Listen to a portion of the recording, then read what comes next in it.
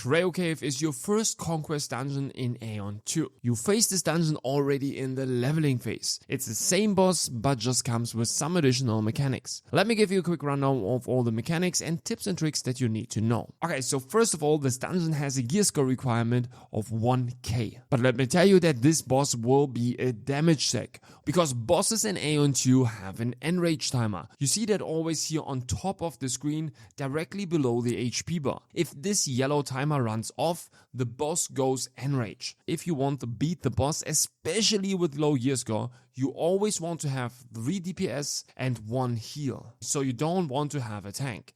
Otherwise, he will probably always go Enrage. Okay, but besides that, the boss has 3 major mechanics. The first one you already know from the basic variant. He always starts with the mechanic if you see all those red particles in the air. Shortly after, he will start spinning towards one player. If you stand too close to him, you will take heavy damage while he is spinning. So usually he always spins towards the person with the highest aggro. But we had also scenarios where our healer suddenly gets chased. So in the best case, as soon as you see the particles in the air, everyone just goes a little bit away from the boss, and then whoever gets targeted kites the boss. Then the next mechanic starts when he disappears and shortly after jumps into the middle of the arena. Shortly after, he will spawn 3 pillars in the arena, and you have to hide behind one of those, because he will do a powerful AoE attack that kills everyone not behind such a pillar. Here it's just super important that you need to be behind the pillar a little bit earlier than the AoE actually hits, because otherwise you can even get killed behind the pillar.